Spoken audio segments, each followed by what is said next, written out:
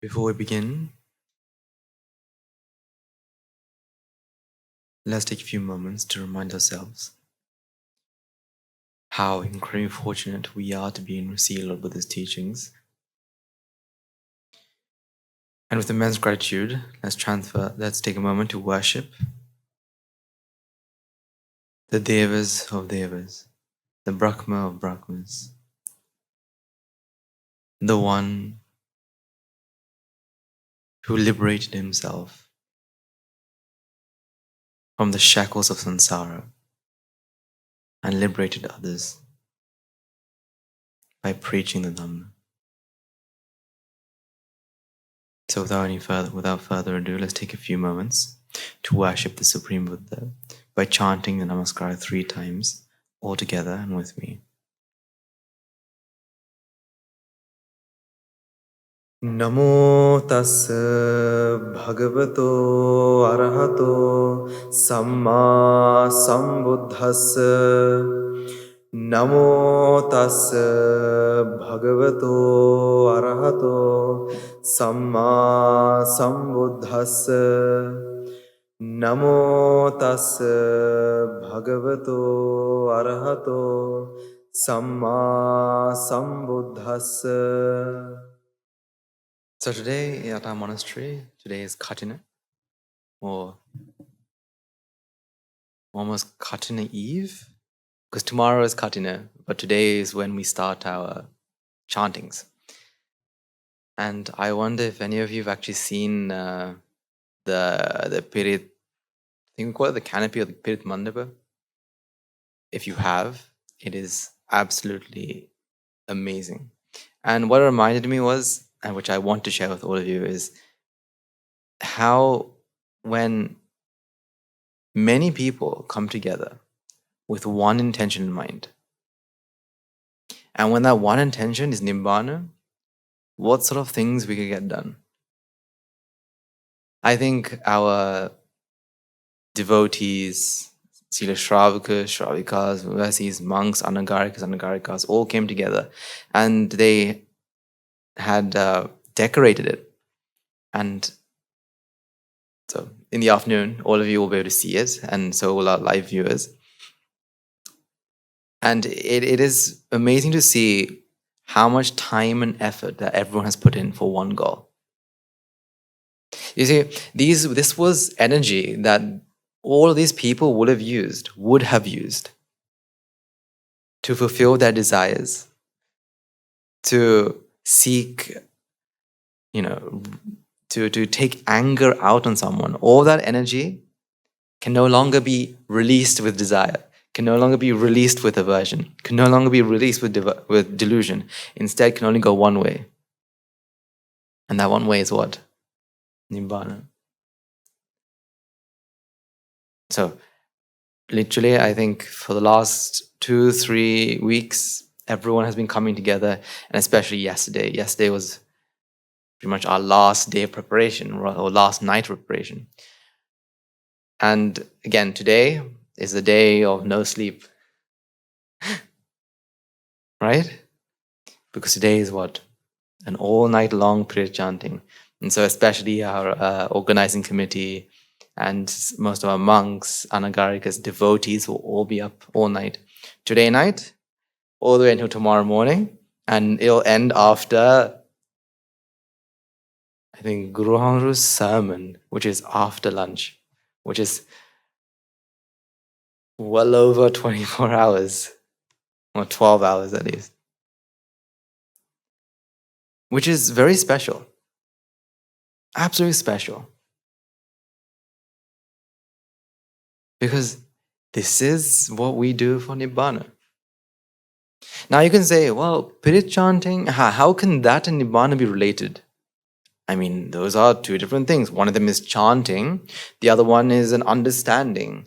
How are these 2 related? But actually, these are very, very related, more than we can actually think. Because what we seem to forget is, what we start chanting, because especially in Sri Lanka and most of these, in these countries where Buddhist religion is a very big, strong thing, the Pirit chanting is used more for protection. It's something that people use to say, we don't want any harm from the unseen, right? We don't want any, bad things happening to us. So please, can the Spirit bless me? May by the power of these merits, may I be safe from all these things. May nothing happen to me. And it's been used as a protection. But we forget that the Pirit were words that the Buddha himself had preached. In every single stanza, this is a path to Nibbána that the Buddha had preached 2,500 years ago. And if we were to understand,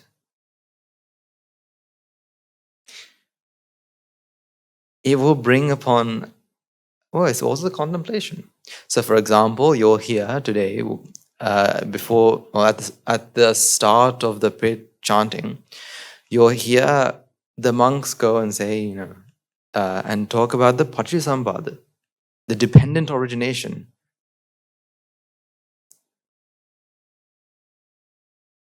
And it was very funny because I remember 2-3 years back, when Guru Hamru once was giving us a sermon, he was telling us that every single time he's in the Pirit Mandapa, right, in the Spirit canopy, every time he chants the Pacchisambhada, he goes into a straight on, starts thinking. Same with Nayakam, with Amadasa Nayakam.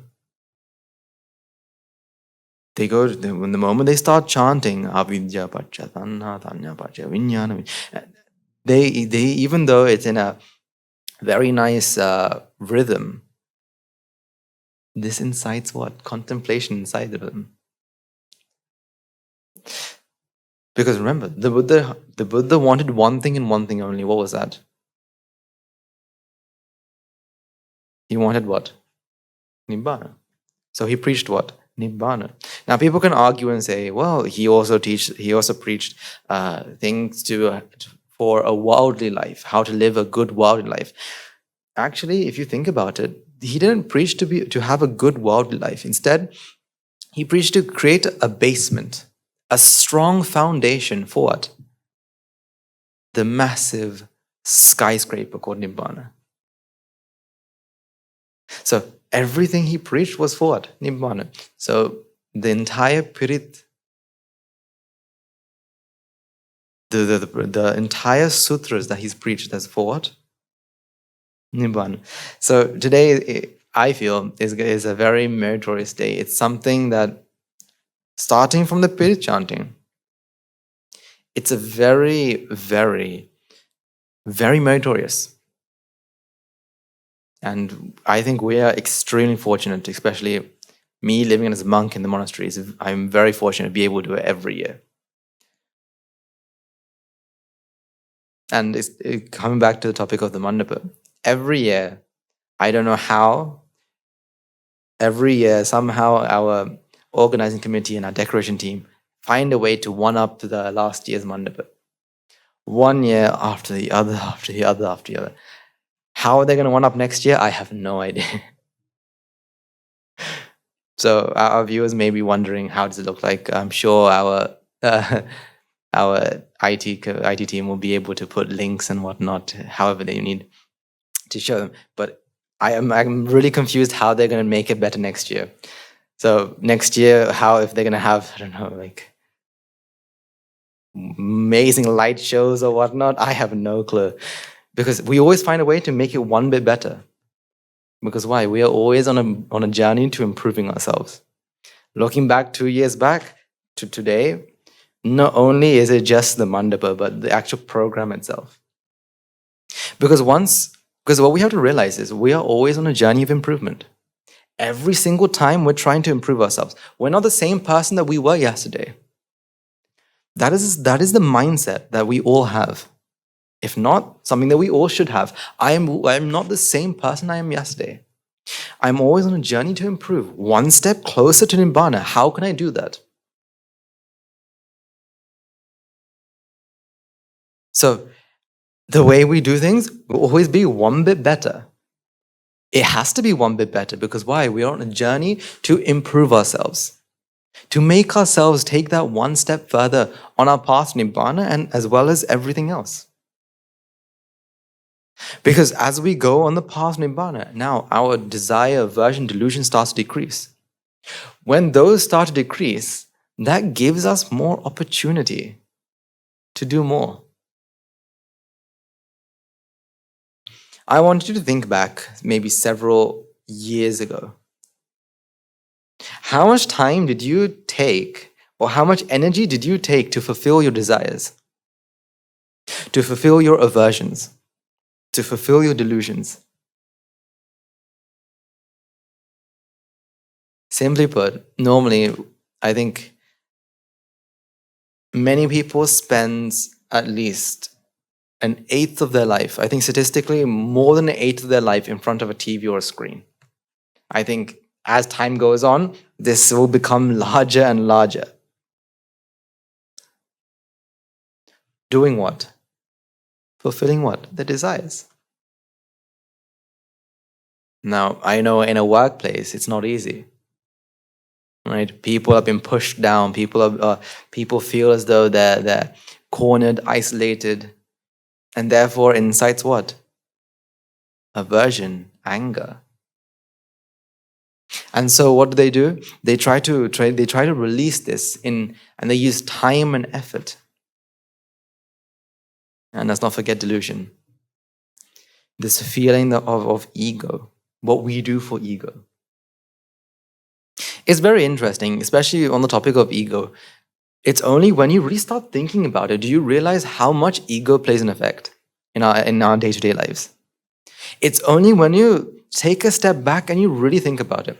If not, it feels as though, no, ego? Do I have an ego? Maybe not. I do feel pride sometimes, but not all the time. But once you take a step back and you actually look at it, ego plays one of the biggest roles in our lives. But it's not easy to see in ourselves. It's easy to see somewhere else. It's always easy to see with other people how ego plays a role. For example, so there are almost 3 different types of ego. Right? One that you feel inferior, one that you feel superior, and one of them that you feel the same. So ego itself is something that we talk about that, it can only be there if we have ignorance. In other words, if we have this feeling of self, do we have something to compare with? And so you can really see how ego plays a massive role. For example, there will be many cases. If you look at your own life and if you look at lives of others, there will be many cases of how something or an event in someone's life has made them feel that they need to be someone different. They have to do something so they're not like this. So a great example that's come to my mind is that a famous businessman, right? When they were younger, so their father was if I remember correctly, it was a real estate agent, creating houses in somewhere in Manhattan or in America. One day, one of his father's colleagues was creating a massive bridge in America, and for the opening, he had asked the father to come, and the father invited the son, and they all went to the opening. Now, this son saw that as the bridge was opening, there was a man standing at the corner, right, in the middle of, in the corner of the crowd. No one's really talking to him. No one's really going up to him. So what does this child do? This now currently, I think he was starting business. he goes up to this person, asks him, like, how are you? Like, why are you here? And surprisingly, the person says, well, I am the engineer of the bridge. I'm the one who led the construction of the bridge. And then when he asks, like, why aren't you celebrating? The person just shrugged, said, I don't know. So this young businessman decided, I can't let other people trample on me. If I let other people do what they want with me, this is what's going to happen to me. So from that moment onwards, he will strive day in, day out to become the best of the best. And he created massive buildings, right? Many, many brands with his name in gold, right? Very luxury brands. Because of what reason? Because of one event, which made him feel that if someone was to have control of me, I would be pushed down. So what should I do? Push up. Now, not only this, when you look around, you'll see how ego plays. What sort of card ego plays?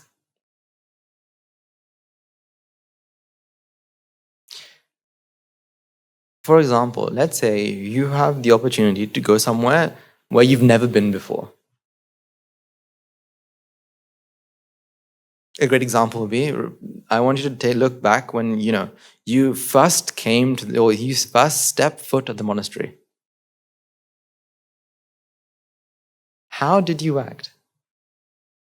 What cards were you playing? Now, something that we see very often is when an anagarika or an anagarika comes to the monastery for the first time and stays with us. They play a strange card, and it's very funny. They have because we all have our cards, and we're playing cards, right? So they play the card of I am almost perfect, right? I'm not attached to this. I'm not attached to that, right? Like why? Well, how? When can I attain Nibbána now? And they are in this state of I need it quickly. I must do this quickly, and they are in almost like a bubble. And so something that a monastery continuously does will be in the first couple of weeks will be just sit down here, just relax. I remember especially for one of our newcomers, he's now a monk, but I remember when he first came, the first thing one of our anagarika teachers was like, relax, go some sleep, go sleep, right? Wake up after 2-3 hours, and then we'll start talking. Why? Because when the cards that they're playing is not their real self, or not who they really are, they're trying to play what the other person is going to play. So in the monastery, they have to play their best cards. Oh, I don't like cake. When inside, they're burning when they see cake. Right? I don't like talking to others. When inside, they must talk to someone. They have to talk to someone. See, you don't realize how much we love talking until you're told not to talk. Or you're playing the card that I am a very good person. And you're playing someone that you're not. Because why do we play these cards? Because you're in a surrounding that you don't know. You don't know anyone here. And so you have to be the best that you think they want you to be. So for example, if you're at a different sort of community, now you have to play different cards. And you're always choosing which one are they expecting me to be? It's basically a card game. You're trying to predict what they're trying to play and play accordingly. But in the monastery, we play which card? At the monastery, which card are we supposed to play? Any card that you place down, we place what? Dhamma. You place another card down, we place what? Dhamma. You place another card down, we place what? Dhamma. No matter what card you place, we place what? Dhamma. So if you came in and you placed your best card, we place what? The Dhamma. You play your worst card, you're playing that I am a maniac, I'm crazy. What do we place? Dhamma. No matter what card you decide to place, we place what? Dhamma. So usually after the first 2-3 months, now the real character starts to appear. Until then, usually our monks and our teachers would let you be, knowing that you're playing a false card here. But once you run out of cards, now you only have your cards, your true self, or who you truly are. So until then, we take the back seat and say, you do what you want. After 2 months, we take role. We take charge. Why? Because when you come to somewhere new, you automatically have an inferior mindset. Oh, I don't know. I don't know what it is. I don't know how to behave. What should I do? But then once you get to know the place, sometimes you can get a superior mindset. Oh, I know this place. Oh, these people I was with. I'm here for the last couple of years. I know this place, and you can play the superior card. Now, when someone asks you a question, you think what? Oh, I know. I know that. And now you have another card to play. The card of what? I know this. I'm better. I'm bigger. That's why. This is the thing. This is why, as in society, they use this. Ooh. Once you take a step away from society and you observe society through the lens of Dhamma, you see how people play these cards. You see how people take advantage of what? Of these cards. So a beautiful concept that we learned about, and that our especially our monks who have been in business keep on telling us about, is this concept of the golden handcuffs. It's a very interesting concept, right? So it's a concept they use in business where, depending on your income, people have given you views. The company themselves will give you views of how your lifestyle should be, what sort of cars you should drive, how big your house should be. And so you have what I am aiming to become. And therefore you work hard. You work hard, and therefore you work hard and you work towards your goal. And then what? You get promoted. Now, with your new promotion, what does the company do? They say, okay, now you're earning this amount of money. Now you can't be driving a motorcycle. What do you need? You need a good car, right? You just have a good car, and this sort of house.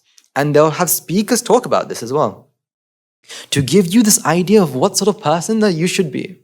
Now, the moment you get this idea, what does ego feel? Ego feels very inferior. Oh, I'm supposed to have this sort of car. Right now I have a motorbike. So what should I do?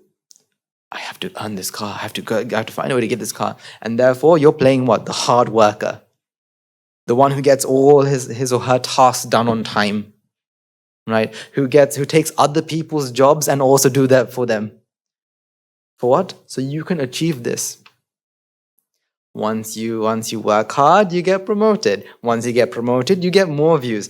And the thing is, once you say, after a certain time, let's say they've given you views, now you earn this amount of money, you should be driving, a sports car.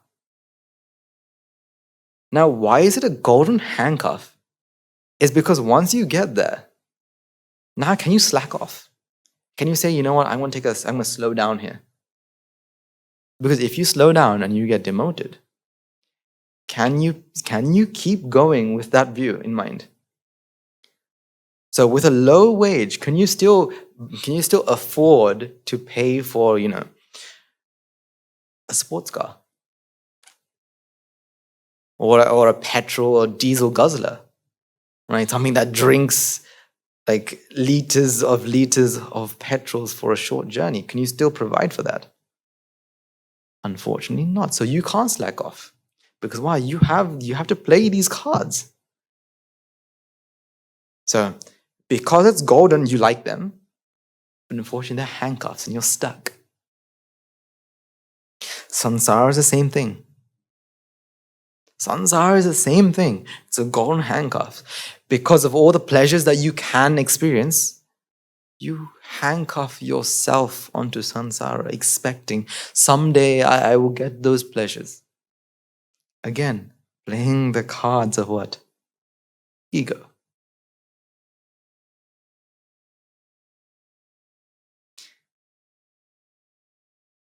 Honestly, once you take a step back from society, do you start to see these cards? What sort of cards that I used to have? What sort of cards do other people have? And every time they play a card, what do you feel? Normally, when you feel, when someone starts to act superior and places their superior card, when they act as though they are the know-it-all or they are better than someone else. And what card do we play at the monastery? The Dhamma card. So we feel what? Compassion. We feel what? Oh, okay, so they're feeling as though that they are greater than others. What can we do to help them? What can we do to help her? What can we do to help them? Feel what? Feel that it's just jati. It's just a sense of self. The only way, because remember, ego has 3 levels. What? Inferior, superior, and also equal. So where can you be what state or what sort of mindset can you be that is not in one of these 3? There's only one. That is what? The mindset of the Dhamma. Because you can either feel inferior, superior, or equal. But when you understand the Dhamma and when you are applying and contemplating Dhamma, now you feel what? Neither.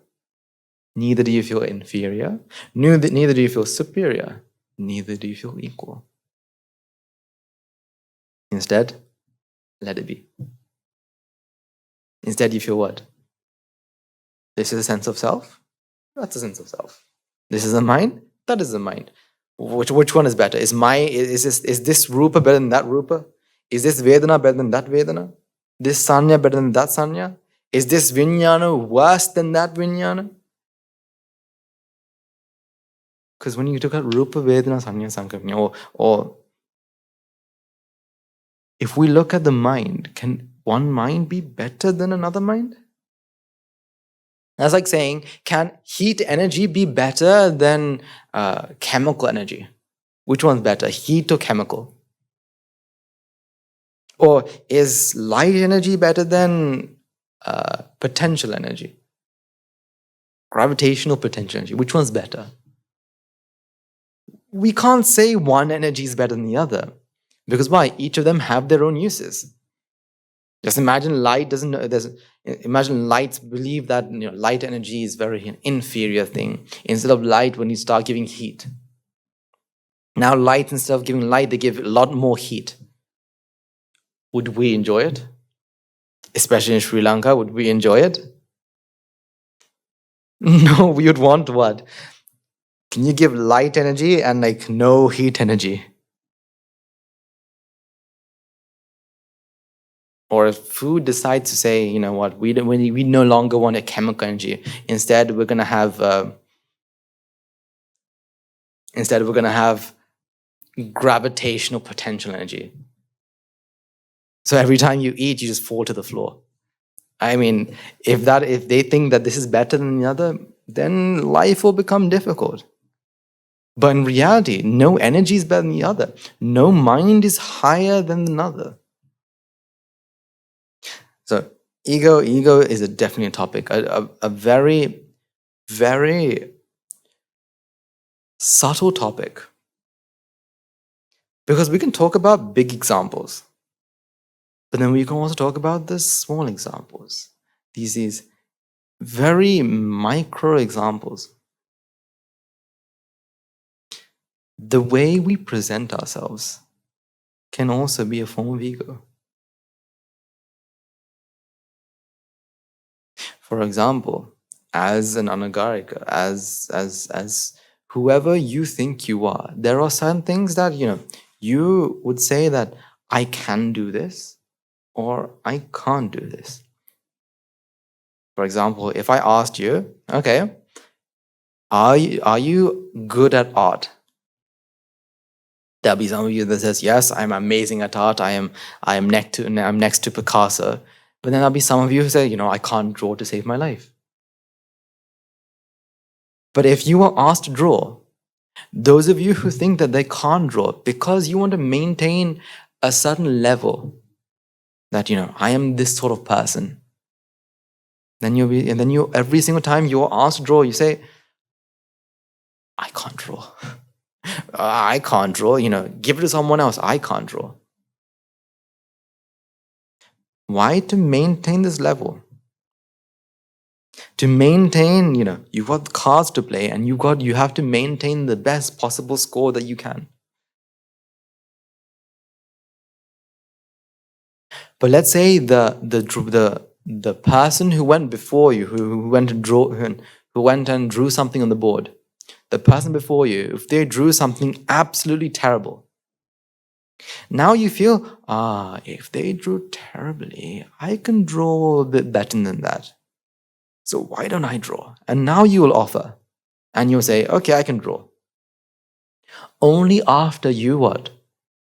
Compare. Only after you compare can you say that, okay, I can draw, I can't draw. You see this a lot when you start to, when you associate very young children. Now, if we talked about toddlers, I remember growing up, I had many friends who had younger siblings. And so they'll come up to me with drawings and then say, oh, look what I drew. And I remember very clearly, one of them drew something like this. Very clearly, it was drawn exactly like this. No different. And so as a good person, what did I do? Wow, that's amazing. It's a very good balloon. And they looked at me thinking, that's not a balloon. Oh, I'm sorry, what is it? It's a spoon. I was like, oh, wow, it's a very good spoon. Because when you're younger, you didn't have a place to place yourself. Yes, you still have an ego as you were younger, but your ego wasn't as strong as it is now. So they think that this is, literally children will believe that this is what? This should be put up on a museum because this is an artwork. This is amazing. They believe it because they look at this and they think, I've worked very hard for this. And it looks very good. It looks like a spoon. And actually, I remember months later, another child showed me this exact thing. They drew the exact same thing. And so what I say? Wow, it was a good spoon. Like you drew a nice spoon. They looked at me as I said, oh, it's crazy. And said, it's not a spoon. It's a balloon for my party. I was like, Because you'll see that children will draw random, very young children at least, toddlers, babies, right? They draw the most random pictures and they'll label it. For example, they would draw something like, and they'll label it and say, this is the airplane. And then all you have to do is say, wow, it's a very good airplane, but it doesn't look anything like it. But they don't have a view that it has to be top quality. It has to look exactly like a plane for it to be called a plane. They don't have that view. Therefore, they'll show you a picture and they want your praise. But because of our ego, we think, oh, okay, if we're drawing a plane, what does it have to have? It has to have this, and then it has to go like this, and it has to look exactly like a plane. It has to look exactly like a plane. Once it looks like a plane, now I can call it a plane, I can show it to other people. So for example, if a child shows you this and says this is a plane, and if you start saying, oh my God, is that a plane? It looks like a scribble. Now, what will happen to the child is they realize, oh, I can't draw. Now the child's ego is at play. I can't draw. So when you ask them draw next day, immediately they have this idea, what? I can't draw. That's why lots and lots of people, I think there's an actual, I can't remember the statistics with this, but there were many people who actually fear numbers. People can be scared of numbers, right? Why? Because growing up, every time they saw this is wrong, what do they think? It's wrong. I can't do maths. I'm terrible at maths. So when they see a number, they think, oh, it's maths, I can't do this. Even though it's a very simple thing. And the more they do this, the more that ego is hurt, the worse they do. They don't try it. Because everything, whether it's drawing or whether it's maths, right? Even though they seem completely opposite, these are both skills. Drawing is a skill. Math is also what? A skill. If you were to draw every single day for 5 years, do you think your drawings will still look like this after 5 years? No. If you were to learn maths every single day for 5 years, do you think you'll still get every question wrong? No, it's a skill that you can improve. But according to this, because of this ego, we feel what? Oh, I can't do this. I can do that, but I can't do this. Again, because ego is at play. This pride is at play. The question of who am I is at play. I can't do this. I can do this. I am someone who is like this. I am someone who can't do this, or I'm not someone like this.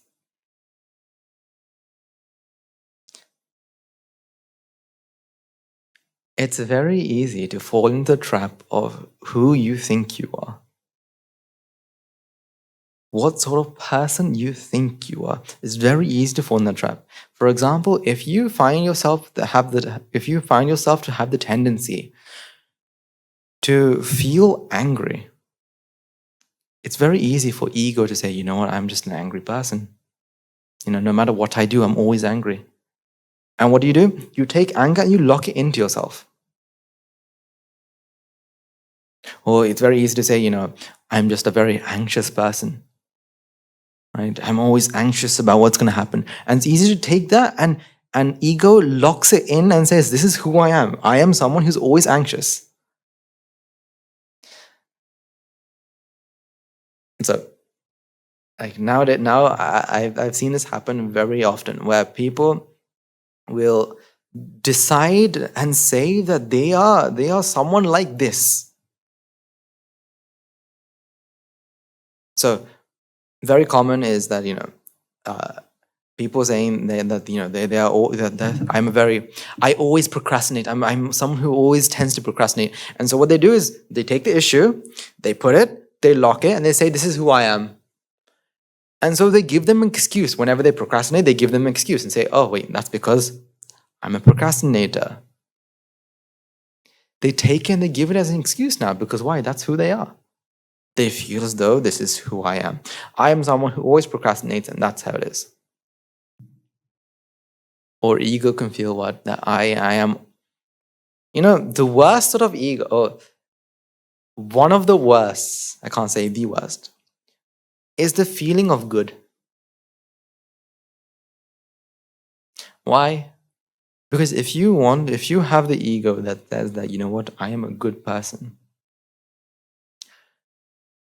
what limit, you have no limit to show another person that you're good. For example, you do something wrong. If you have a view, or if you have the ego thinking that I am a good person, what do you do to cover it up? You lie.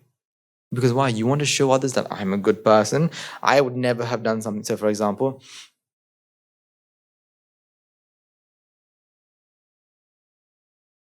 let's say you really wanted to eat cake,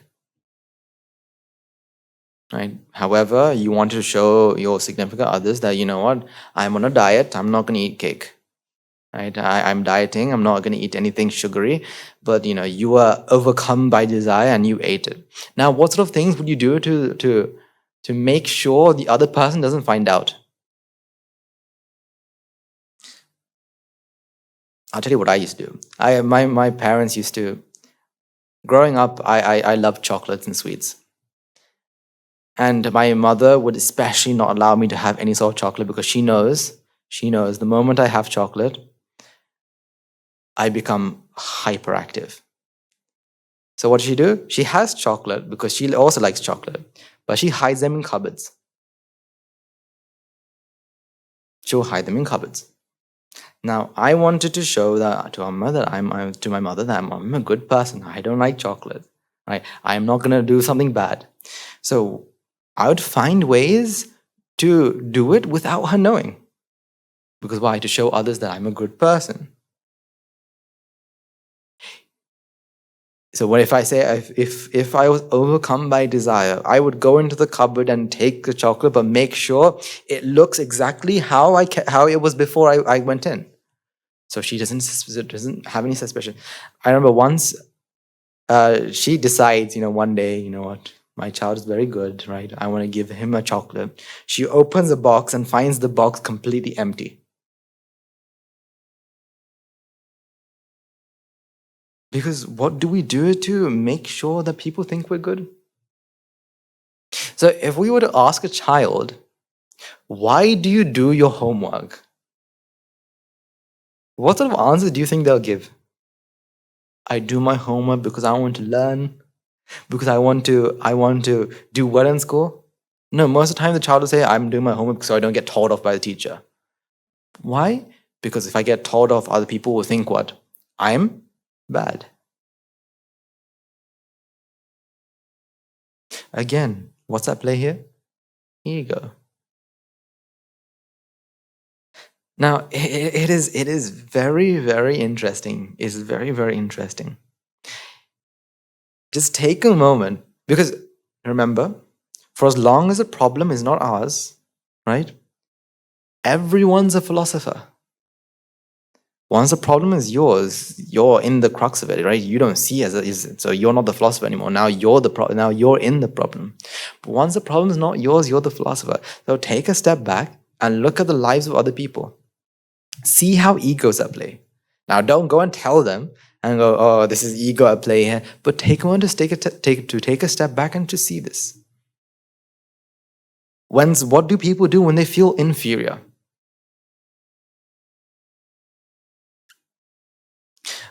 What do they do when people feel superior?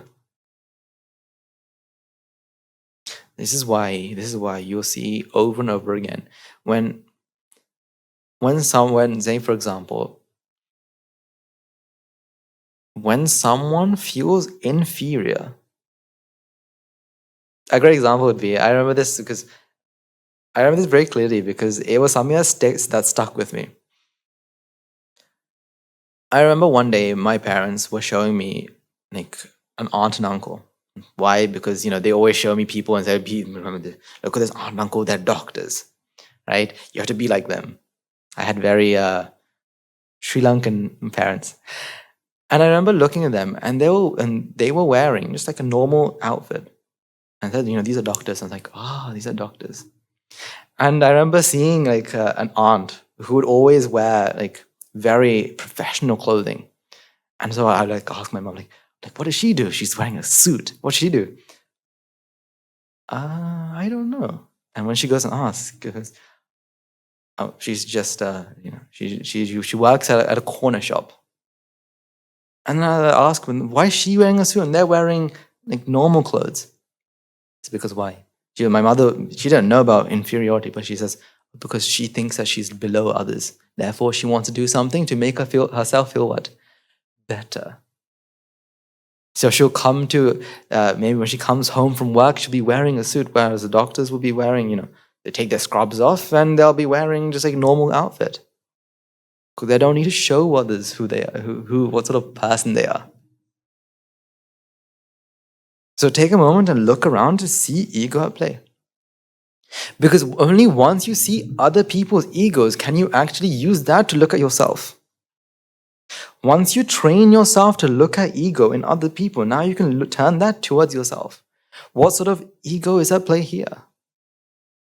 What sort of ego do you have inside here? Do you feel superior? Do you feel inferior? Do you feel the same? Someone that you truly respect comes and gives you a task. For example, let's say for the period, right? Someone's gonna have to invite our monks to start the period chanting. If you are given the opportunity, how would you feel and how would you act? If you feel the need to behave differently, meaning that you have to have a straighter back, head up high, and walk in a very professional sort of way, understand that's ego at play. But if you also feel that no thank you, I don't want to do that, give the chance to someone else, give it to someone else, understand that as well, that ego is at play there. Because why? Superior or inferior, both of them are what? Ego at play. So whether you're the front of the line or at the end of the line, both of them are what? Ego at play. Front of the line meaning because, I want to be the best. I want to be the best of the best. I'm not the best. I want other people to go forwards. So I'm someone who lets other people have a chance. See, if you can ask yourself, who am I? How do I define myself? And I remember someone telling me this long ago, right? Ask another person, who do you think I am? How do you define who I am? Now, the first thing they'll say is your name, right? But you have to keep on asking them the question until they come to a point where they say, or you ask them like, why are you friends with me, or why are you with me? Like, give me reasons. And they'll first of all, they'll tell you very superficial things. They'll say, because you're kind, because you're friendly. But after a while, once they start running out of like superficial words, now they come up to the real core things and they say, it's because I saw this happen, I saw that happen. Now ask yourself, am I that? So if you ask the question, am I that? Am I kind? Am I nice? Am I clever? If for any of these you say yes, understand that's ego. Because any sentence that starts with I is what? Rooted in what? Ignorance. I am very smart. I am very, very, very creative.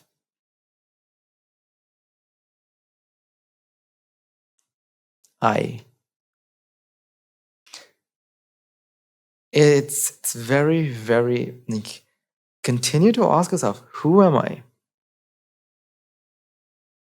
Because we all know, right? Because we've all listened to these sermons, and so we all know that I is just what? I is just a what? A sense of self. I is just a sense. I just feel. It's a feeling. Because again, if we took two minds, which mind is better? Which mind is bigger? Which mind is more colorful? Like, is my mind, like when I'm angry, is my mind red? And if I'm sad, why is my mind blue? Which one is better? Which one is bigger? Which one is stronger? Which mind is stronger? Can we say that? Oh, I have a stronger mind than them. I have a greater mind than them. Can we say that? We can't, because it's a process.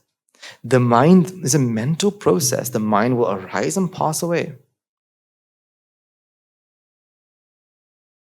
Okay.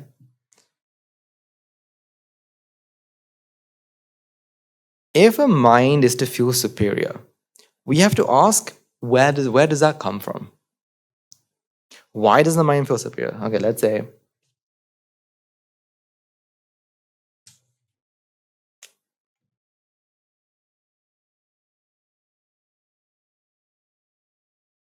that's person A. Let's have blue to be person B.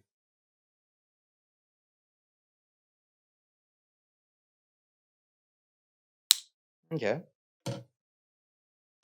Let's say person A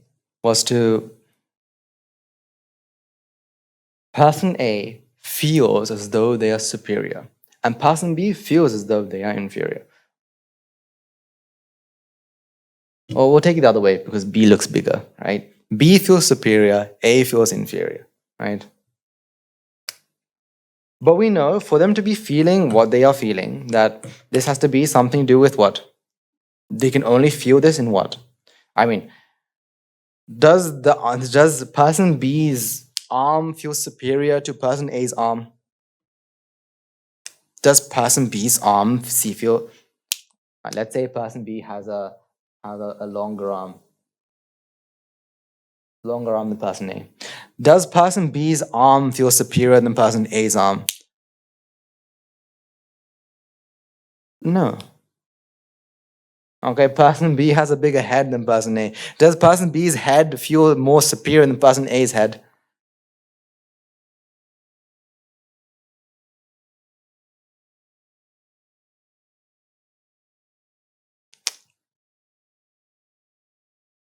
Person B's taller. Does person B's body feel taller than person A's body? Does it feel as though it's taller?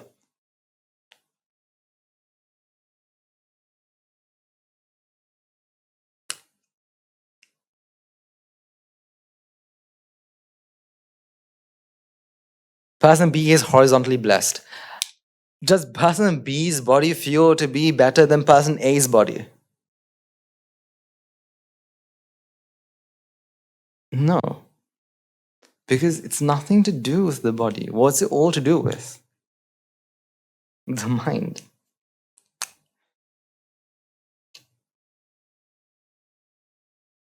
Now, remember, right? This is not the mind. Because is a mind a wave? Is the mind a wave? Is this the mind? No, this is a representation of the mind, because we can't show you what a mind is like.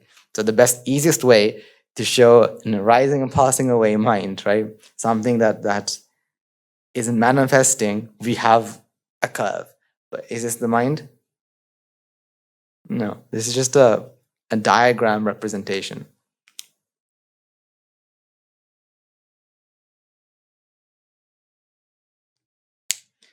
So at one point in this mind, right, we'll say at this point, B feels superior.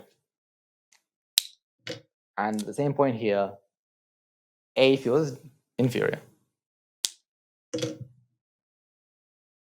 Now, the question is, where did that feeling come from? So, for a mind to arise, what needs to be at play? What needs to be there for a mind to arise? There needs to be what? Either a sight, a sound, a smell, a taste, touch, or a thought. Now, for argument's sake, right, let's say both these people, right, A and B, were looking at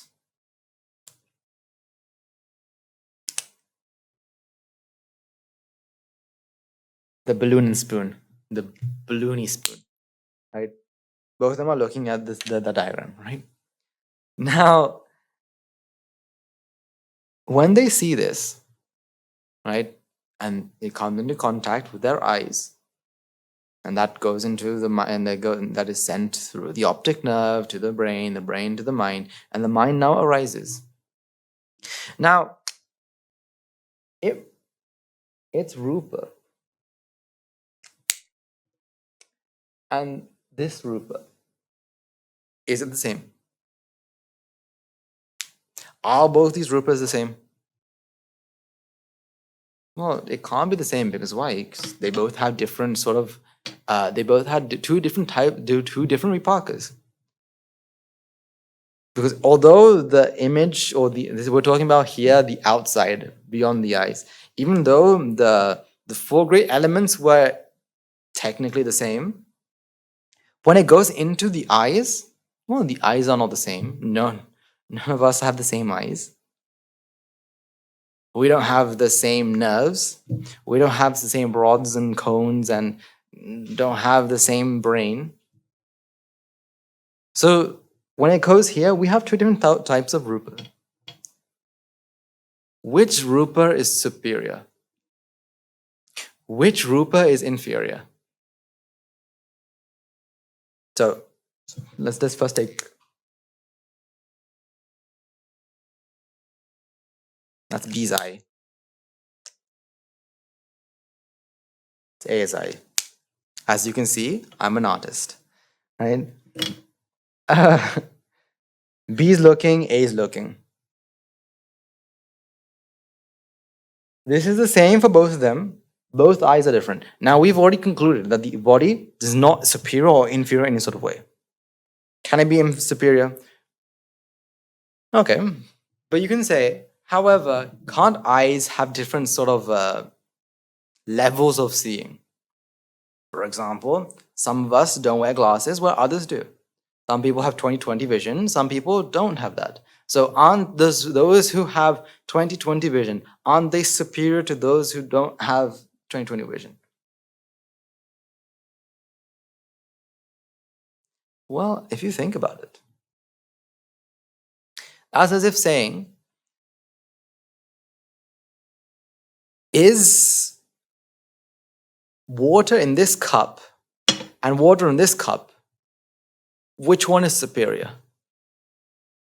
Because both of them are doing the same thing. They're both holding what?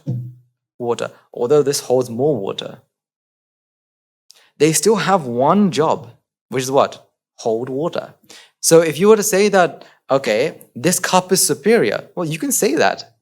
Because why? It holds more water. But you can also say this is superior. Why? Because it's a different shape. Or, it's see-through. It's, I don't know, maybe it's stronger, right?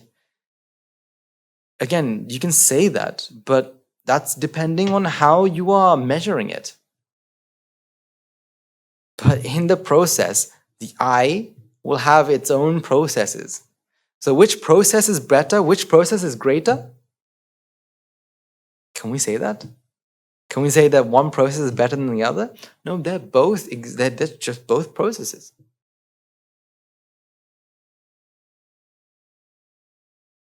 Okay. What happens if A is blind? It still has an eye, it still has eyes, right? A still has eyes. However, the nerve is severed from the eye to the brain. Now, which eye is superior? Now, which eye is superior? Which one is more superior? Because B can see, A cannot see. Which one is superior? Can we say that? Can we say that B is superior? No, it's a process. Two different sort of processes. This one has the eye connected to the brain, this one doesn't. So therefore, this B can see, but A can't. So the eyes are the same, right? Meaning they don't feel superior, inferior, or equal to each other. Does the eye ever feel that, no, I am the same, my left eye feels as though it's equal to the right eye? Does it feel a sense of, is it equal? No, it's what? It feels as though I'm a process. The I feels that, well, it doesn't feel, but the I, if it was to feel, knows that it's what? A process. So both these processes give rise to two minds. Although they are, right, the rupa received isn't the same, would it ever feel to be different? Or would it ever feel to be more superior or inferior?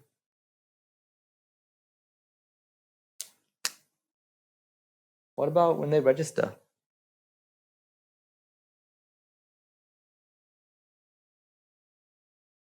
Recognize? Does it feel superior now? Does it recognize itself to be superior? Respond? Perceive? Now, does it perceive itself to be superior? No. As it goes through all of these, it feels what? It just perceives. The mind just perceives, oh, I'm seeing this balloon, or I'm seeing this spoon. The mind just perceives that it's something is there, and what I see is a spoon. What I see is a balloon. That's what it perceives. However, at a certain point, it changed. Something made the mind feel as though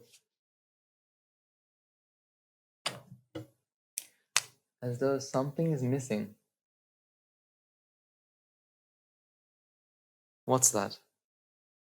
Beneath this process, we have another one. We have what? Ignorance. Oh, you can't see this. We'll have it on. We'll have person A's ignorance instead. Ignorance, and then what? Attachment, fixation, insanity. Then jati. The moment it feels jati, it pulls, right? It makes the mind feel that something is missing. And therefore, it makes it feel that, it fuels it up with something else and says, hello, I'm here, and I feel what? I feel what? And then it compares and says, I feel superior. And unfortunately, if person A also has the same process, again, something is missing.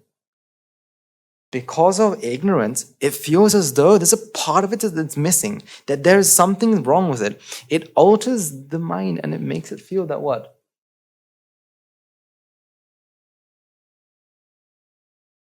Oh, I'm inferior. But in both processes, it was exactly the same. Both minds are exactly. If you showed this pen to yourself and to the King of England, would their minds perceive, or would their minds work differently? Do their minds work differently? No, they both have eyes. Right? We both have eyes. We both can see. It will come in, the light rays will enter our eyes.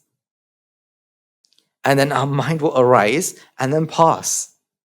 Processes are exactly the same, but one mind will feel that, oh, it is the King of England. The other person will feel that it's someone else. Again, these are entirely just what? Feelings.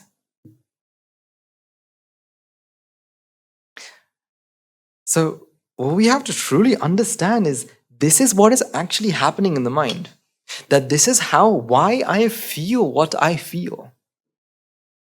This is why I feel what I feel. I am feeling whether I feel inferior or superior. I am feeling that because of this. Because of jati. This is jati I'm feeling. Once you understand this is jati, instead of feeling that this is, because before you feel jati, what do you feel? That this is me. That this is who I am. What you have to do is you have to understand that this is not me, this is what? Jati. In other words, sense of self. Once you understand that this is a sense of self, what happens is you realize, what I am feeling is just a what? Feeling. That this feeling of superior or this feeling of inferior is just a what? A feeling. Now we have to ask ourselves, where does this feeling come from? And you go back, and you go back, and you go back, and you go back. Because up to this point, the mind doesn't feel any sort of superior or inferior. It doesn't feel that, I am better, I am worse, I am the same person. None of that. It just feels what? It just perceives, I'm seeing a balloon. All it is, it perceives that it's seeing a balloon. That's all fine and perfect. However, because of the underlying process, it feels as though something is missing. Because why? Ignorance is always looking for something what? Something different, something separate, something that is fixed.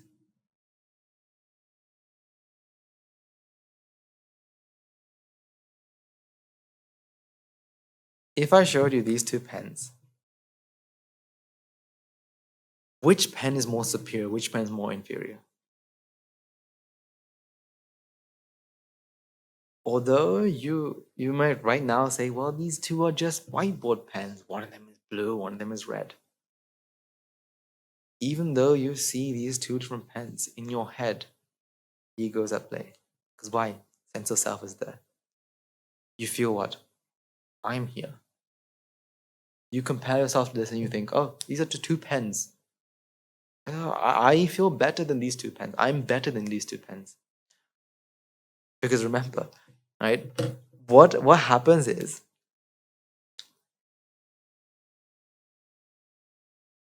you feel, because jati is this sense of fixedness, right?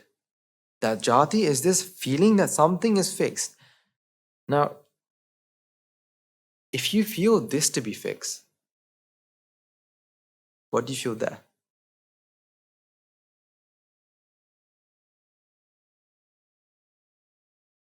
Because a mirror can only work if there is an object for the reflection.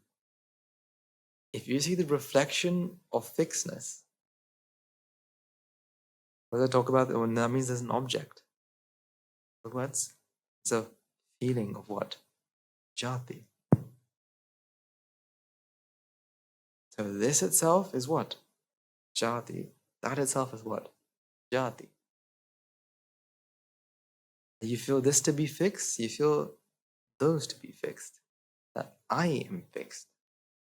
Because for there to be, me to feel that, there's something here, there has to be something here.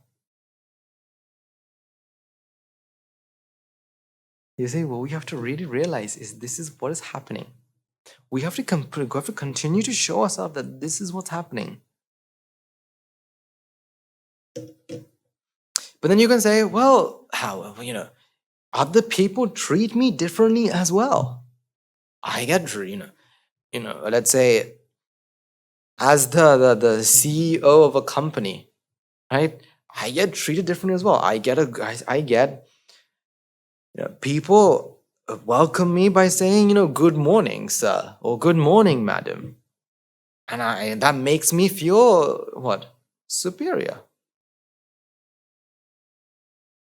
Now, what is funny is, no one can treat you superior. No one can treat you inferior.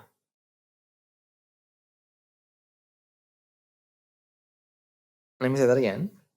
No one can treat you to be superior, and no one can treat you to be inferior. How is that? Because remember that all of these happen because of what? Why did person B feel superior? Why did person A feel inferior? Where did the mind start? object, and I.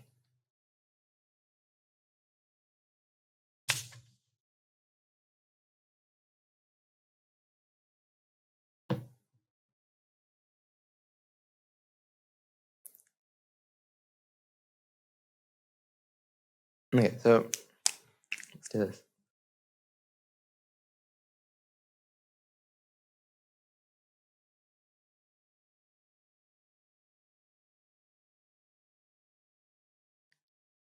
Let's say person A is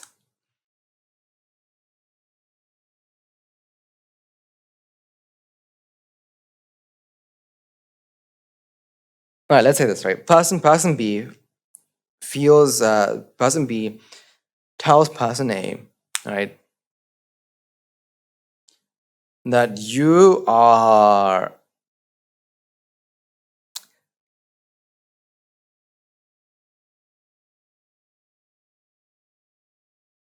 person B tells person A that you are a fool.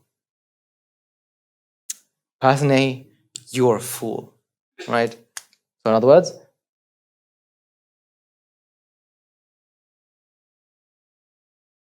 and now person A feels really bad about it. Person A feels really hurt, and person A thinks, you know what, person B feels as though they're superior, and then they're putting me down. They're calling me a fool. Are they though? Are they actually calling you a fool?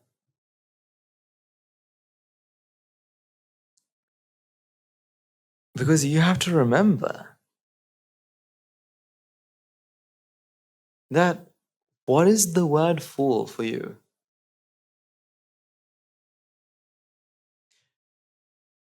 What part of fool actually hurt you?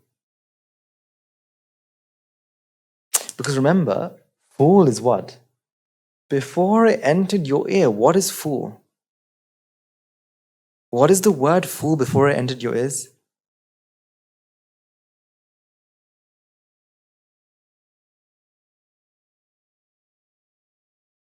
Just what?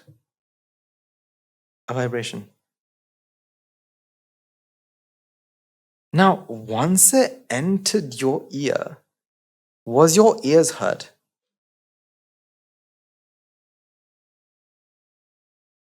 Once it entered your ears, was your ears hurt? Does your ears feel inferior?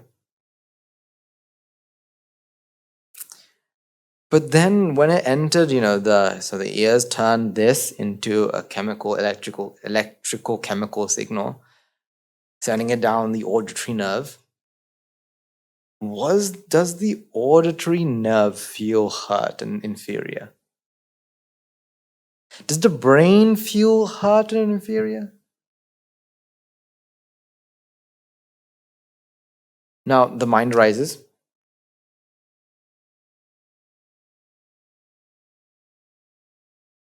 When the mind receives, registers, perceives, fool, does the mind feel hurt and inferior? Once it has ignorance and it goes through jati, now what happens is it makes this feel as though it's talking to who? Talking to me. They're talking to who? They're talking to me. How can you call me a fool? I'm not a fool. I am da da da da da da. And you automatically think that this is me. You take this and you make it feel fixed and targeted at what? Me. For example, doesn't the word fool, right? If someone calls you a fool, it depends on the person who's saying it that makes you feel hurt, right? For example, one of your best friends comes and say, "Oh, don't be a fool." Do you feel hurt? Do you feel that, oh my God, they called me a fool, oh, curse the person? No, you feel that, oh, they just call me a fool, okay, that's fine. A random stranger on the street, right? You're just walking by, right, a shop and someone shouts fool. Do you feel hurt? No. But if someone that you may know kind of, or had a conversation, and as you're having interaction, now when they call you a fool, now what? Oh, that hurts. Now, technically, the vibration doesn't know where it comes from. The vibration has no idea where it comes from, whether it comes from a person that you know or you don't know. So, like, let's say your enemy calls you a fool. Does the vibrations know it's coming from your enemy? So it thinks that, oh, I come from his or her enemy. I must hurt. No, who is the one who's doing the hurting? You feel hurt, but who is the one who's hurting you? Who's the one who's hurting you? You yourself. No one else can hurt you but yourself. No one else can make you feel inferior but yourself. No one else can make you feel superior but yourself. No one else.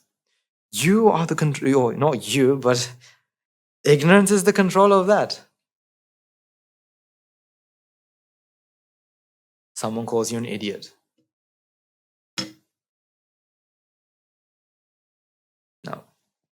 Now who's hurting you?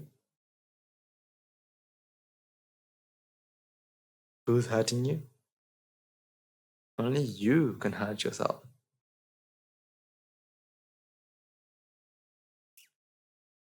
Now, if you truly understood this,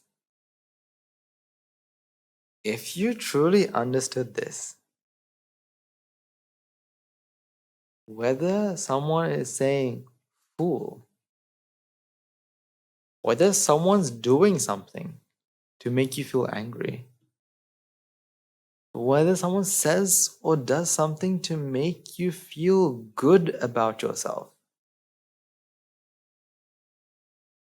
also is from who? From yourself. So whether you feel hate or whether you feel love, no one can show you hate and no one can show you love. Both of these things are from where?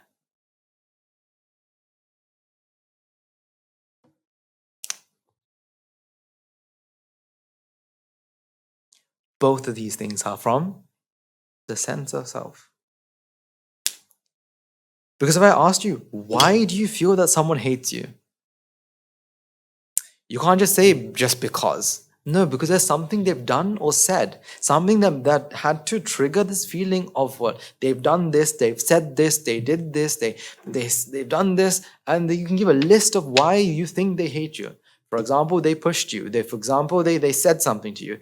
But every single time, all that happened was a mind arose and Jati thought that, okay, he did this, she did this.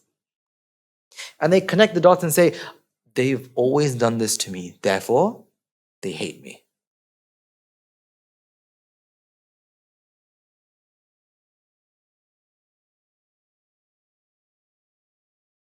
For example, why does red roses symbolize love? So normally, if you love someone, you give them a red rose or a bouquet of red roses, right? You've probably seen like marriage proposals and whatnot with like massive bouquets of red roses, and they give it like, oh, please will you marry me, and da da da. What's so special about red roses?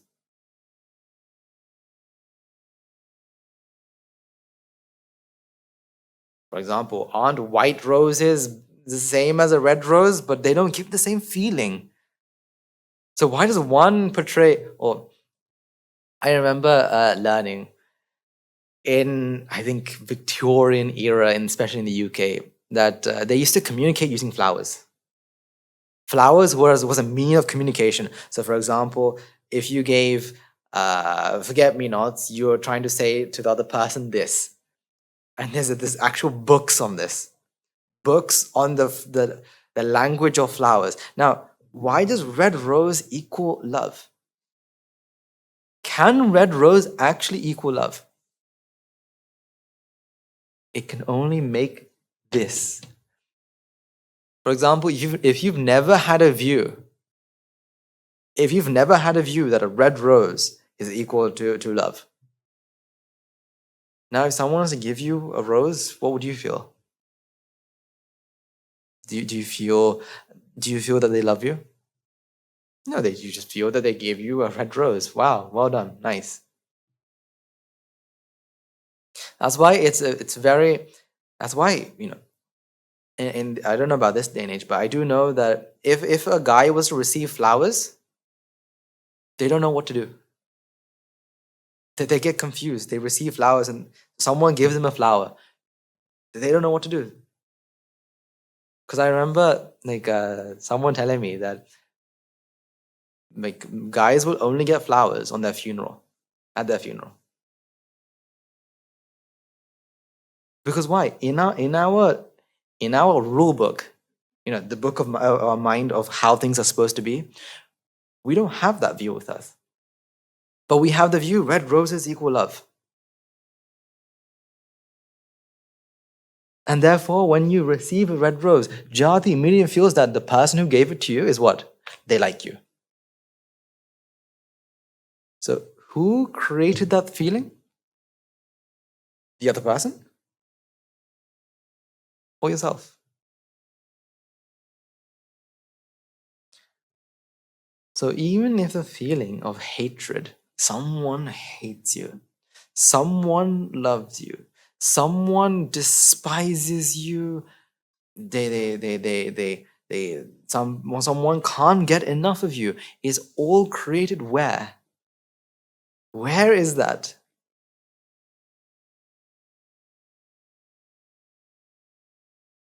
All from the sense of self. All entirely from the sense of self. They create this feeling. Because remember, Jati is the what? Jati is a storyteller. So what Jati does is it starts to connect dots and says, okay, this has happened, that has happened, this has happened, that has happened, this and this. All happened from the same person. That means this person loves me. This person hates me. This person can't stand me. But really remember, every single moment is a very discrete point. Every moment is discrete. So one moment a mind will arise and pass away. Is it the same as the next mind? No. This mind and next mind are two different. One mind arises through sight, one mind arises through sound. But Jati connects them and says, oh, same thing's happening. Because the Jati is a storyteller who weaves all this together and says, this is the final outcome.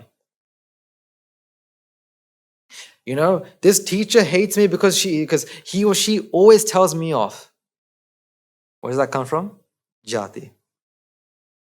You know what? I can never get this right. Where does that feeling come from? Jati. Today I had a terrible day. Tomorrow I had a terrible day.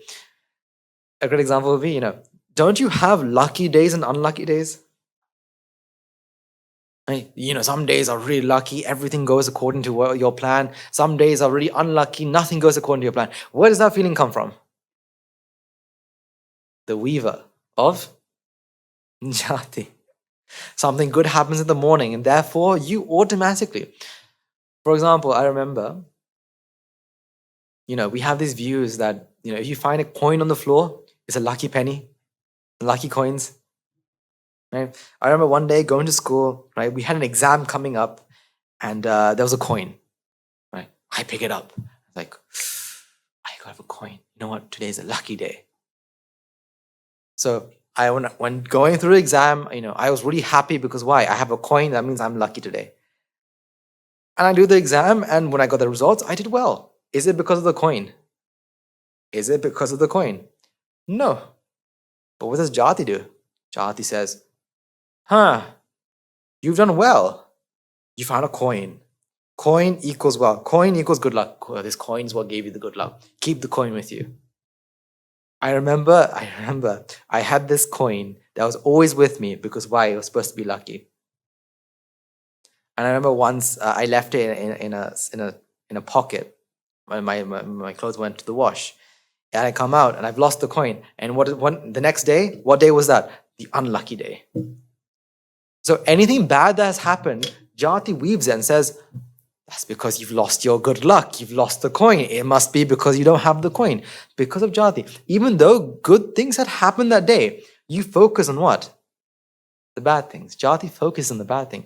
Even though you may, you did the test, but you were stressed, right? Someone probably shouted at you. You don't remember that. You remember the good things because Jati ties them all together and says, coin equals good luck.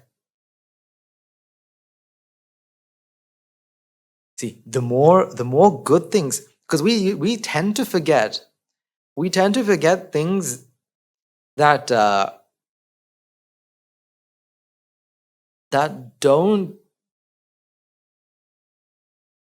that don't match with our view.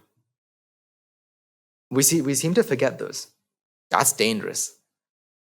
For example, normally people have a view that people with glasses are smart. And you look around and every single person you see smart to have glasses. But do all people smart have glasses? No, but automatically, because you have a view, you see the world in that lens, and therefore you see that and you automatically think this.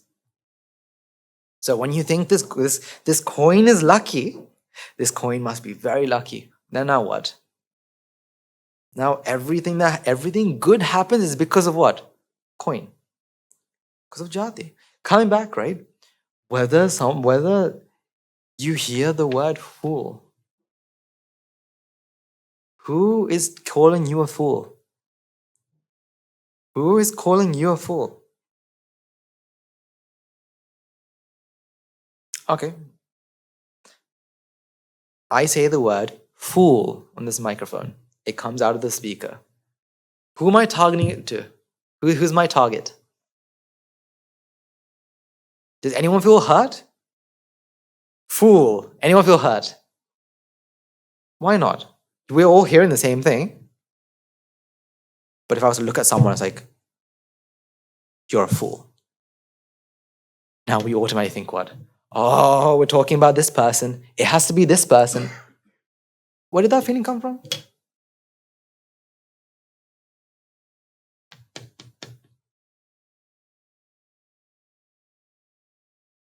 You see, no one can actually hurt you. But you could say, well, they can physically hurt us, can't they? They can physically hurt us. Someone can physically hurt us. So take a stick and they hit you and you feel pain. Really, are you really feeling pain because they hit you? Is that the only reason why you're feeling pain?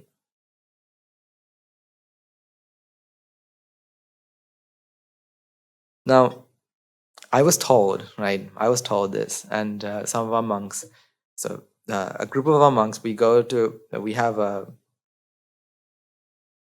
went to a meditation, a week of meditation, and one of them brought back a flower, a small yellow flower.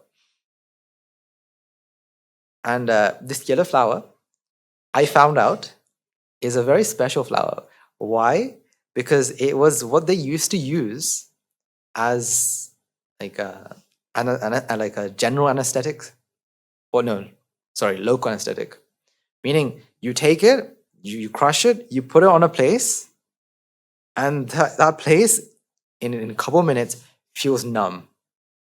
But that's what they used to use back in the past, and I was actually amazed. I was like, I didn't think that we had plants could do that, but. If you had applied some anesthetics, right, and someone hit you there, would you feel pain? Would you feel pain? So is it because of the person who hit you that you felt pain? I remember there was a case study of I can't remember her name, but she can't feel pain. So through her entire body, there'll be cuts, bruises, burns. I remember, I think it was an interview that she had, and she was cooking something. She smells something off, right? She looks and she finds her hand on the hot stove. But she doesn't feel pain because we need pain to survive. So there's nothing wrong with pain. But it's not because of a person or a thing that you feel pain. It's because pain is what? A process. So can someone hurt you? No, they can only add a cause to the process. Hurting will happen. Now, again, this is not me saying that, what, hurting can only happen. You can't hurt someone, so let's go around and take sticks and beat everyone up. That's not what I'm saying. I'm saying that, hurting is also what? Hurting is a part of the process, but he hurt me, he hit me, he kicked me, he pushed me, she did this, she did that.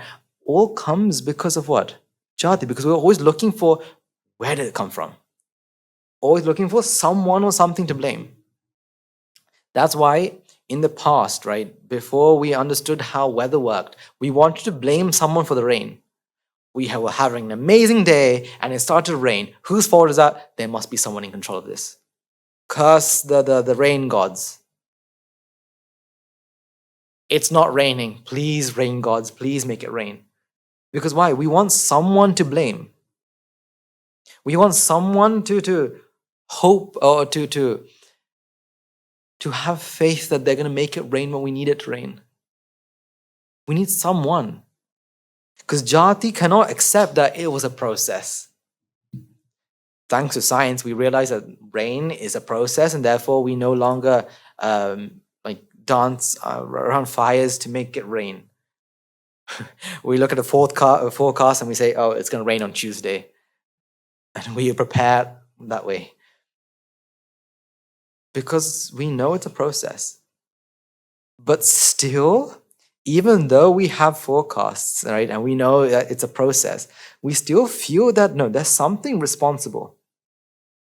That something has to be responsible. But if we ask who is responsible, no. We all have answers. Just like that penny, right? The coin that gives good luck. We always want something, we always want someone or something to be the cause, be the reason. We don't like the idea it's just a process. We don't like the idea that everything's happening due to a process. Because what is life? Life is basically a movie that's running. Unfortunately, because of ignorance, you feel that you're the director. Cut. Rewind, we're taking this shot again. We want to change what's going on in front of us, not realizing that this is just a process. Your mind is just the observer. The mind is just the observer. But no, it feels as though it's the main character director. It feels like it's director, the main character, and everything. It feels as though it's in charge. See, what we have to do is we have to come back. We have to go back and understand that this is a process. No one can hate you. No one can love you. No one can make you feel good. No one can make you feel bad. The only thing they can do is what? Technically, they can't do anything. Because what is this? What is this? This is a vipaka. That came because of what? Karma. So you can't hate. You can't love. That's why our teachers are able to have infinite compassion towards who? Wrong question. Towards everyone. Towards any mind. Infinite compassion. Because why? Once you realize that this is just a sense of self, once you realize there is no one, how can How can a mind, if it realizes there's no one to love, there's no one to hate, how can a mind direct it to someone? That's why your teachers, whoever is in front of them, that's why the Buddha would travel miles and miles for just a single person. Why is that? Out of great compassion, infinite compassion. To who? To them? To minds.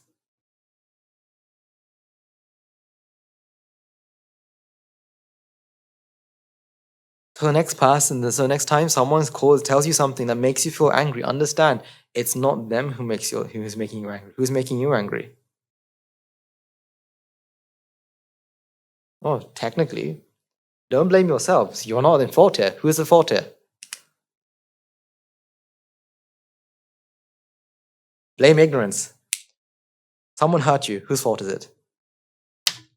Someone screamed at you. Whose fault is it? Someone's calling you names. Whose fault is it? Wait, wait, you get the wrong view. Hold up. Ignorance. Whose fault is it? Ignorance. Someone is running after you with a knife trying to stab you. Whose fault is that? Ignorance is. Every single time, right? Ignorance has a fault. Someone's coming with, I don't know, with a massive bouquet of flowers running towards you to give it to you. Whose fault is that? Because are they actually doing it to you? Can someone give you a massive bouquet of flowers? No, all you can do is receive, register, recognize, respond, and perceive. But who gave you it? Cause is aligned for it to happen. You're walking down a path. Suddenly, a gust of wind came by and gave you a bouquet of flowers. Who gave it to you? Do you feel that, wow, these trees, they love me? No, you feel what? It's a coincidence.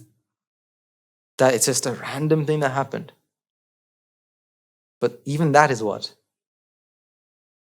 Receive, respond, register. Sorry, receive, register, recognize, respond, and perceive. Even that is what? A process.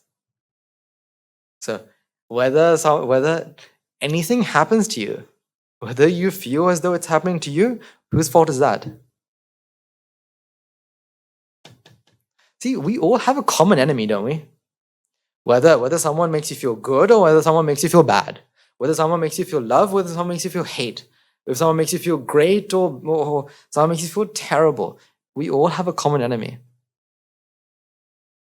Our common enemy is who? Ignorance. Our common enemy is who? Ignorance.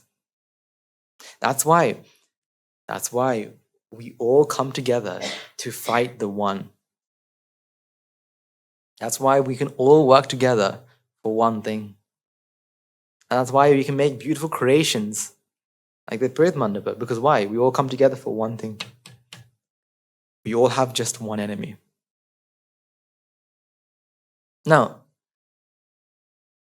shouldn't desire also be an enemy? Shouldn't aversion also be an enemy? Shouldn't delusion also be an enemy? They are not enemies. They're just minions. They're just henchmen of what? Ignorance. So if desire does enter, understand that this is what? A henchman of who? Ignorance.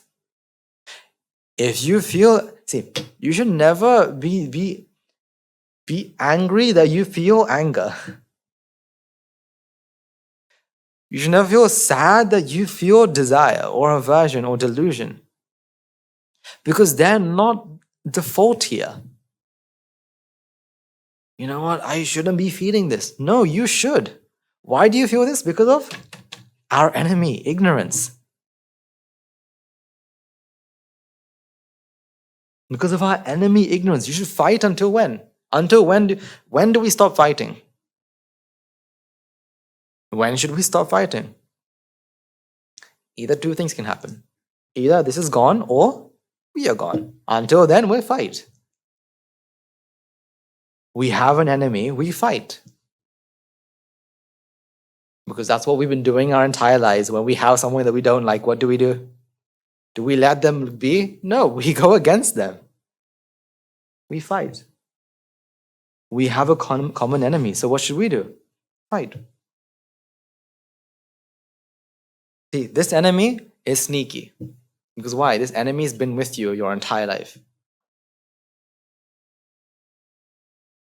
This enemy has been with you your entire life. Since the day you were born, you had this enemy, right? Riding on your shoulder.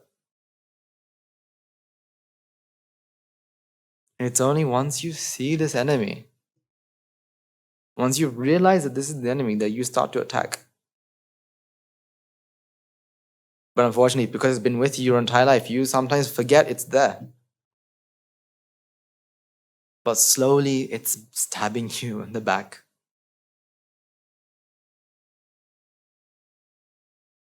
So we need to fight. We need to come and understand. See, that's the best part about this. It's only an understanding. Because we don't actually need to go take a sword and start fighting in a battle. Because there's no battle to fight. There's nothing physically that you need to do except what? Understand. Create the environment to what? Understand.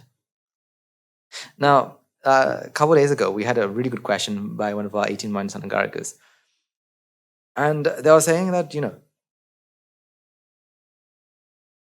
to attain Nibbána, don't you need merits? And like, isn't that because if you think about it, everything is cause and effect. There's nothing that you can do. You can't attain Nibbána. So how can you attain Nibbána if you can't do anything? It's a good question. Like, if there is no me, how can I attain Nibbána?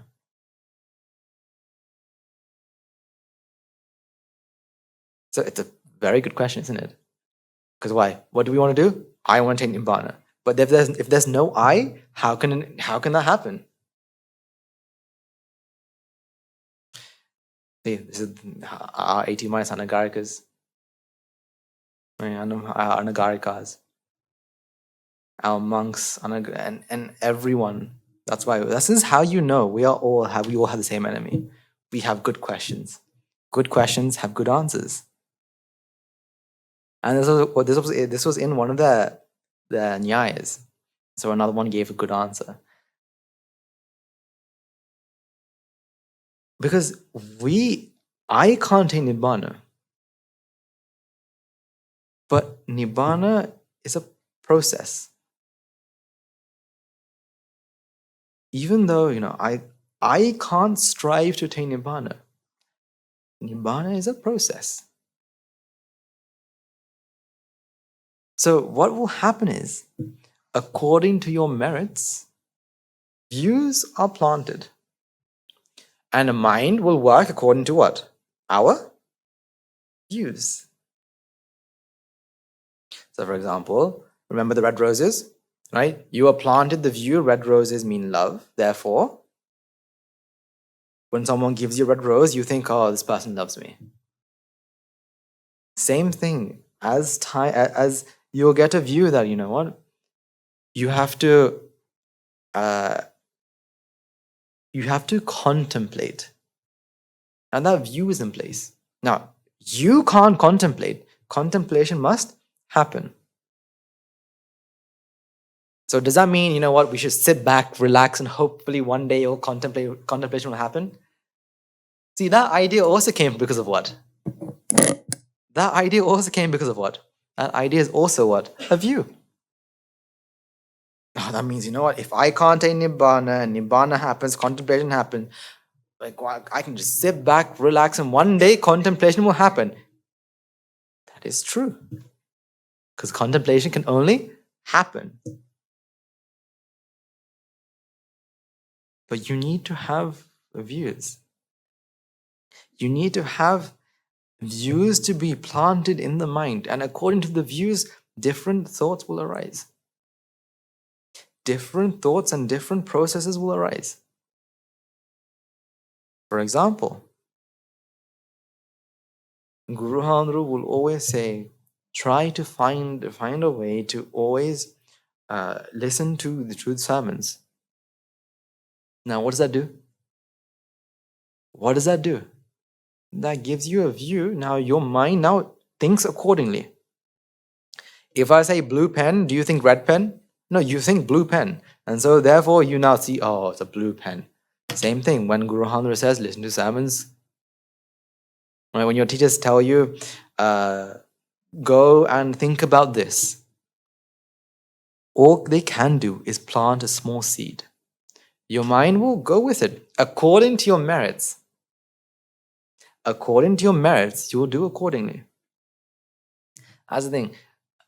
Something that I remember one of our monks saying a long time ago. And it was, to get a teacher, to get a good teacher, you need what? A ton of merits. But you need more merits for what? To do what your teachers say. You need lots of merits to get a good teacher, but you need more merits to do what your teacher says. Because why? Are you the one who's doing it? It happens. So all that is, it's a view that's planted, and the mind runs as far as it can with the amount of merits it has. And we need more what? We need more views. This is the thing. All that can happen is we get more and more views to attack. More and more weapons to attack.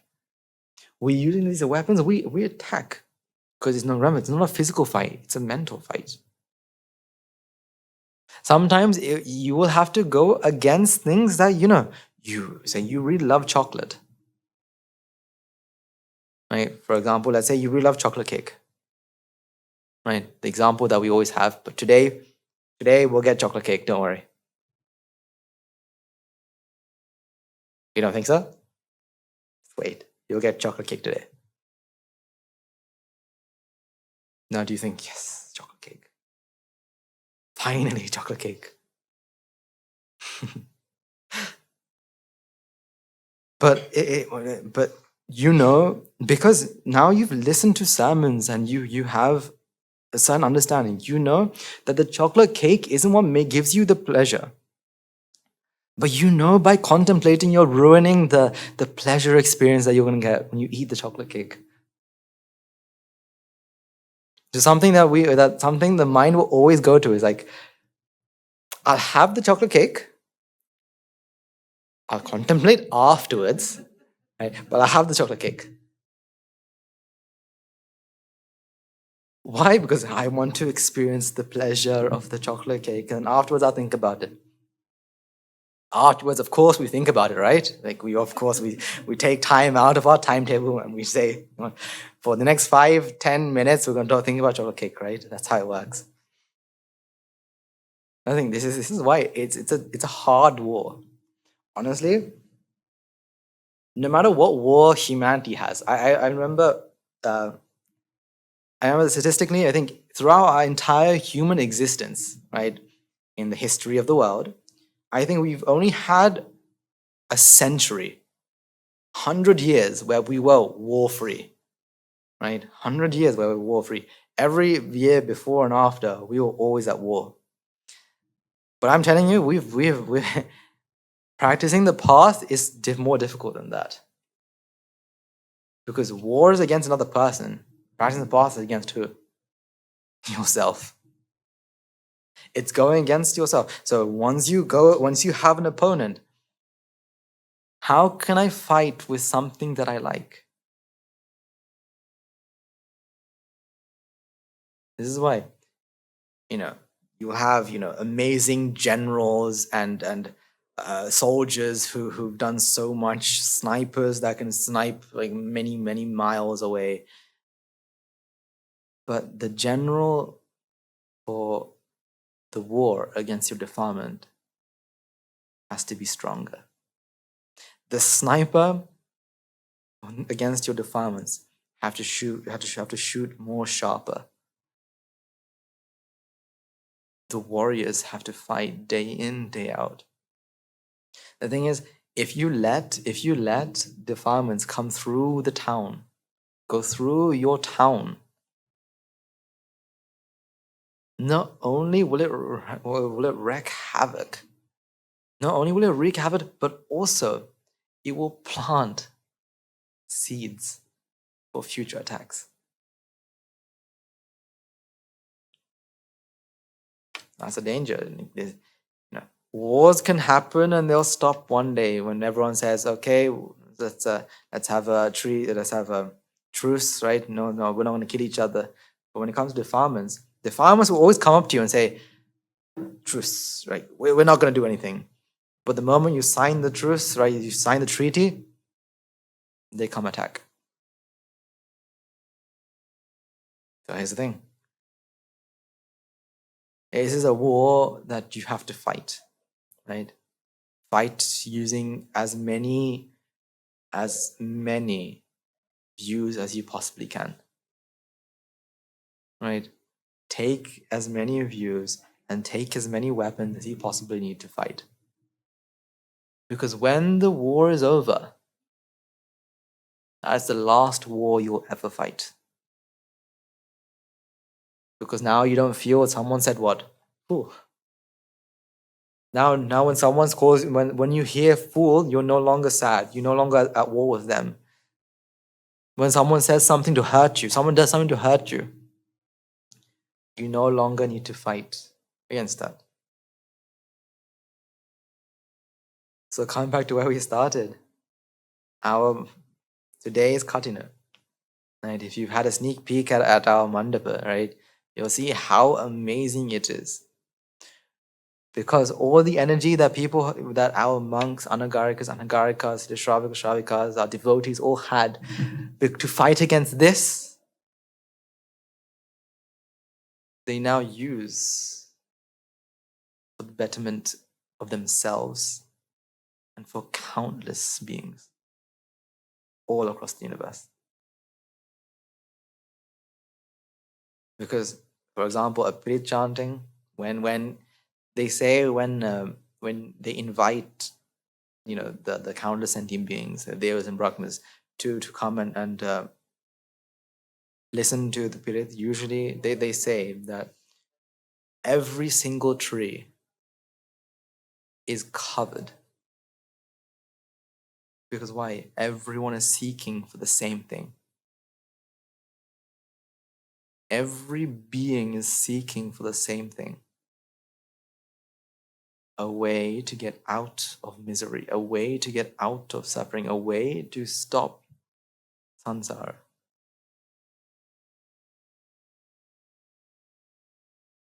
So, ladies and gentlemen, we have a common enemy.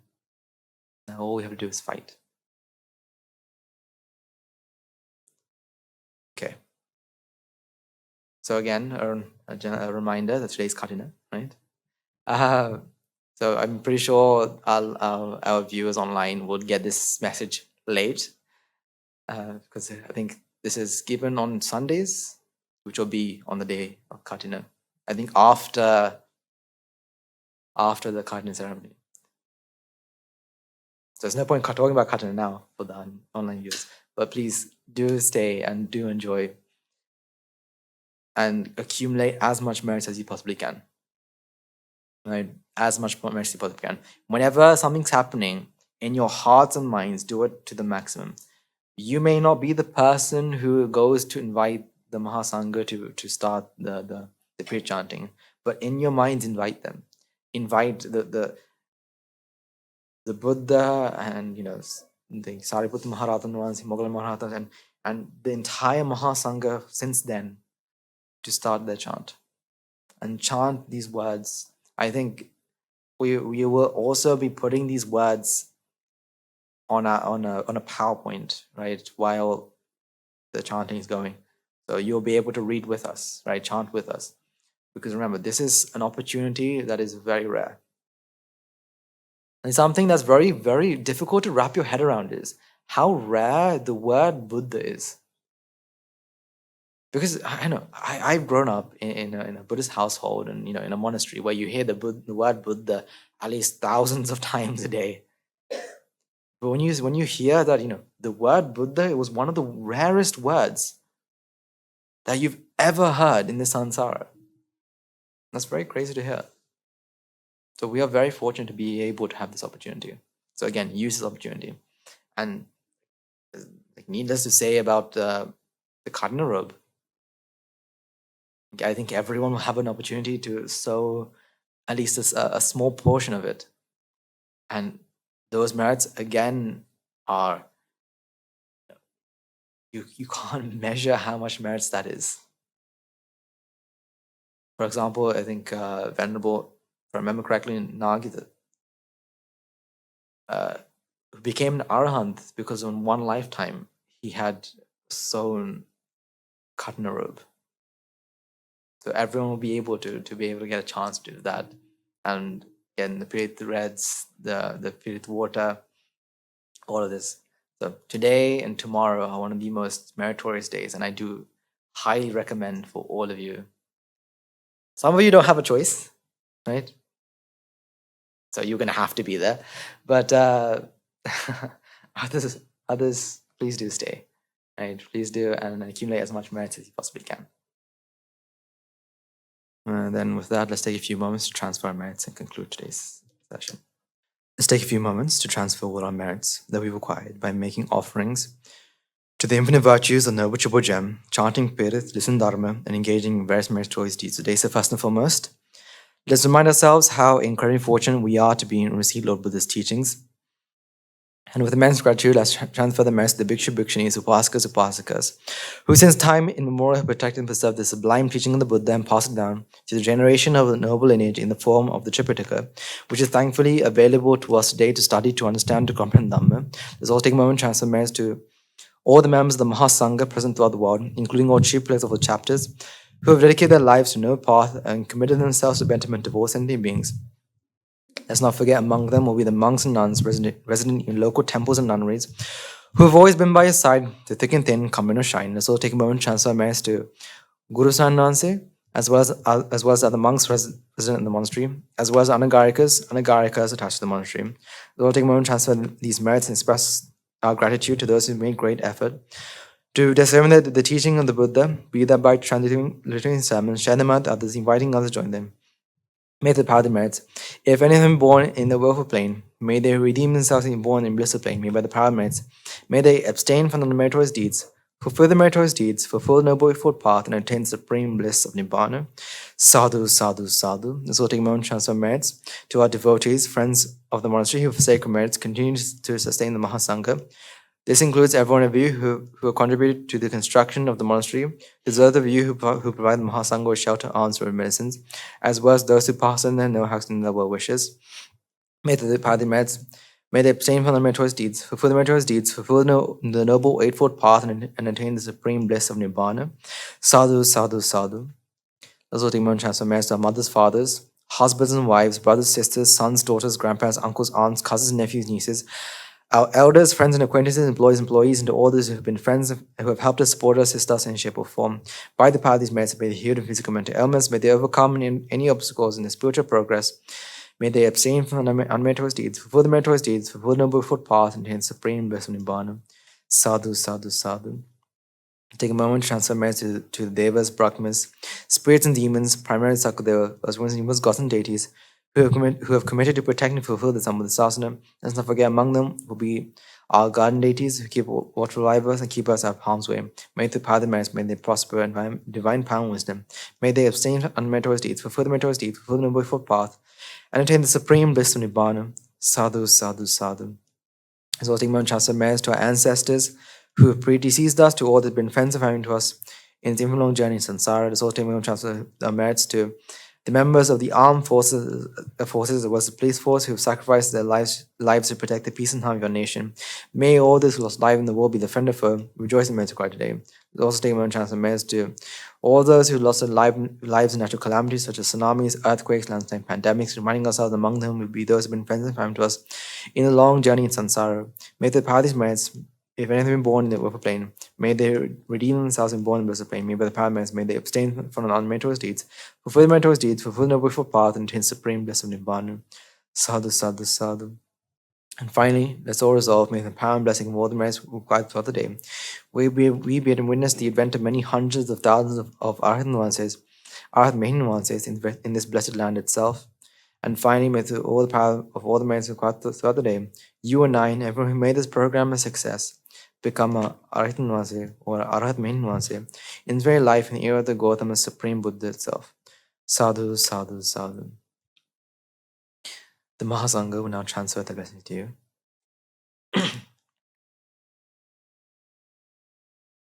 Raga ginnen midetva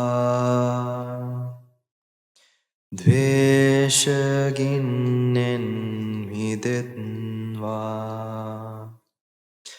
Moha ginnen midetva Nibbāna parama sukhayin Sukita taravitva Nibbāna parama sukhayin Sukita taravitva Mamada siyalu loka Siyalu satvayo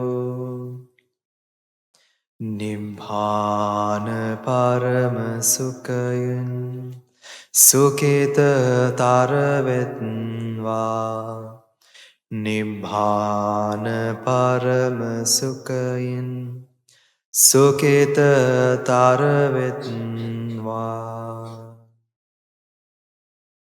Raga gini niveva Dvesha gini niveva Moha gini niveva Nivan sapa labeva Nivan sapa labeva Nivan sapa labeva